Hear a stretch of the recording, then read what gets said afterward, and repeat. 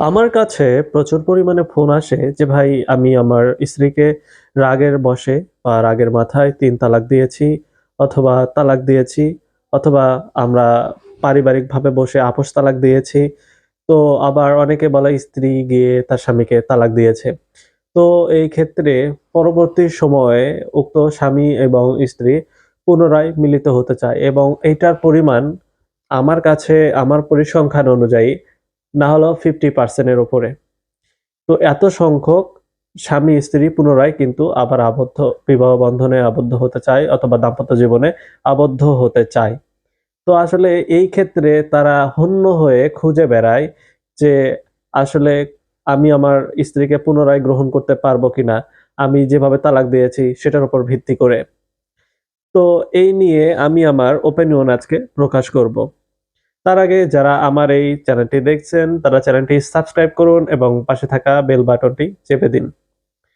তো এইটা কিন্তু আমাদের সমাজের একটি বড় সমস্যা এবং যখন কেউ তালাক দেয় তখন মনের মাধুরী মিশিয়ে অথবা রাগের মাথায় যা ইচ্ছা তাই বলে বসে অথবা যা ইচ্ছা তাই করে বসে, ৩ তালাক বলে বসে, ১৪ গোষ্ঠী তালাক দেয়। বিভিন্ন ধরনের বিষয়গুলো এখানে ইনক্লুড হয়। কিন্তু পরবর্তীতে সে উপলব্ধি করতে পারে সে যা করেছিল আসলে তা সঠিক হয় নাই। তো আসলে এই কারণগুলো উৎপত্তি হওয়ার পিছনে আরেকটি কারণ হচ্ছে আমাদের সমাজে ইসলাম সম্পর্কে শিক্ষার অভাব, খুবই অভাব বা ইসলামের যে রুলস রেগুলেশন আছে এগুলো জানা নেই বললেই চলে। হয়তোবা কিছু মানুষ জানে, কতিপয় মানুষ জানে অথবা যারা জানে তারা কিঞ্চিৎ পরিমাণে জানে। এই হচ্ছে আমাদের সমাজের বর্তমান অবস্থা। তো যার ফলে অনেকেই এই ধরনের তালাক দিয়ে বসার পরে কিন্তু নিজেকে বা নিজের মনের মধ্যে একটা জিনিস উপলব্ধি করতে পারে যে আমার স্ত্রীকে অথবা আমার স্বামীকে পুনরায় ফিরে নিয়ে আসা আমার আবার প্রয়োজন বা আমরা আবারও একসাথে থাকতে চাই। তো যেহেতু এই বিষয় নিয়ে আমার কাছে প্রচুর পরিমাণে ফোন আসে, তো আমি সবকিছু চিন্তা ভাবনা করে একটা নিজস্ব ওপিনিয়ন দাঁড় করেছি। এটা যে মানে একদম 100% সঠিক হবে তা না। তো তবে যেহেতু এটা নিয়ে আমার বিভিন্ন ধরনের ভিডিও এখানে আছে, সেগুলো দেখতে পারেন অথবা আপনারা আ যারা এই ধরনের অবস্থায় যান তারা কিন্তু অনেকে YouTube এ সার্চ দিয়ে বিভিন্ন আলেম ওলামাদের মাসালা নেয়ার চেষ্টা করেন বা মাসালা শোনার চেষ্টা করেন এটা নিয়ে যেহেতু বিভিন্ন ধরনের মতভেদ রয়েছে। তো সবকিছুর একটি সমষ্টি হিসেবে আমি আ একটা নিজস্ব ওপিনিয়ন মনে করি দেয়ার আ আম নিজস্ব ওপিনিয়ন আপনাদেরকে দেয়ার চেষ্টা করছি। তো সেটা হচ্ছে এই তালাকের মাসালা যখন একজন আলেমের কাছে আপনি নিতে যাবেন, সবার ক্ষেত্রে মাসালা কিন্তু এক ধরনের হবে না। এইটা কিন্তু সবসময় মাসালাটা ডিপেন্ড করে যে, যে ব্যক্তিটা তালাক দিয়েছে তার মনস্তাত্ত্বিক অবস্থার উপর। যে আসলে সে কেমন প্রেক্ষাপটে, কেমন অবস্থায়, কি বলেছে, কতবার বলেছে, নাকি বলেই নাই শুধু সিগনেচার করেছে, এই সবকিছুর উপর কিন্তু ডিপেন্ড করে।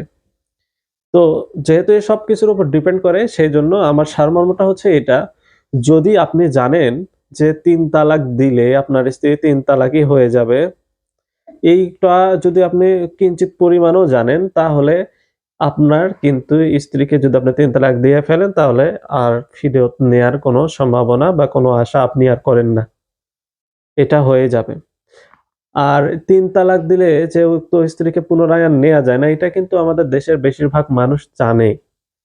যে ৩ তালাক দিলা বা বায়েন তালাক দিলা। বায়েন তালাক মানে আপনার ৩ তালাক দিলে ওটা বায়েন তালাকই হয়ে যায়। যদিওবা কোরআনে নিষেধ আছে যে এক বৈঠকে কেউ যেন তার স্ত্রীকে ৩ তালাক না দেয়। তো সেই ক্ষেত্রে এটা ৩ তালাক হিসেবে কিন্তু গণ্য হবে। আপনারা উক্ত স্ত্রীকে পুনরায় আর গ্রহণ করতে পারবেন না যতক্ষণ অব্দি পর্যন্ত উক্ত স্ত্রীর অন্য জায়গায় বিবাহ না হয়।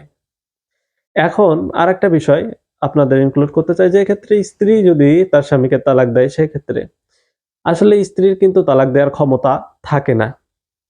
স্ত্রীর তালাক দেওয়ার ক্ষমতা থাকে না। ইভেন আমরা যখন রেজিস্ট্রেশন করি তখনও আমাদেরকে কিন্তু কেউ কোনো কিছু বলে দেয় না যে ১৮ নম্বর যে কলাম আছে এটা কিন্তু কাজীরা নিজের মতো নিজেরা পূরণ করে ফেলে। কিন্তু কোনো ব্যক্তি যদি সজ্ঞানে স্বচিন্তায় তালাক দেওয়ার অনুমতি স্ত্রীকে দিয়ে দেয়, সেক্ষেত্রে স্ত্রী যদি ৩ তালাক নিজের পক্ষ থেকে কেউ দিয়ে ফেলে, তাহলে কিন্তু সেই স্ত্রীকেও আর গ্রহণ করা যাবে না। তবে মেক্সিমাম ক্ষেত্রে যেহেতু এই ঘটনা ঘটে না, কাজীরা নিজের মতোই ওটা বসিয়ে নেয়। কেউ উভয়ের সমান অধিকার অথবা তালাক দেওয়ার ক্ষমতা দেয়া হয়েছে। এটা কমন ভাবে কাজীরা কিন্তু রেজিস্ট্রেশন বইয়ে লিখে দেয়। তো সেই ক্ষেত্রে কিন্তু আপনার স্ত্রী যদি আপনাকে তালাক দিয়েই ফেলে, যদিবা সেক্ষেত্রে তালাকের অধিকার আপনি দেনইনি। ইসলামী শরিয়া অনুযায়ী সেই অধিকারটা কিন্তু তার থাকে না। তবে সেটা ভিন্ন প্রেক্ষাপট। কিন্তু এই ধরনের তালাক যদি দিয়ে ফেলে, তালাকে তফাইজ, সেক্ষেত্রে কিন্তু আপনি আপনার স্ত্রীকে নিতে পারবেন। আশা করি সমস্যা হবে না। তো যাদের এই বিষয়টি নিয়ে খুবই কনফিউজিং অবস্থার মধ্যে চলছেন, আশা করি তাদের জন্য আমার এই ওপিনিয়নটা, একটা শর্ট ওপিনিয়নটা আপনাদের জন্য খুবই ভালো একটা ডিসিশন নিতে কাজ করবে বলে আমি আশাবাদ ব্যক্ত করছি। তো পরবর্তীতে অন্য কোনো ভিডিও নিয়ে, অন্য কোনো টপিক নিয়ে আবারও দেখা হবে। সে পর্যন্ত ভালো থাকবেন, সুস্থ থাকবেন এবং আমার জন্য দোয়া করবেন। আসসালামু আলাইকুম।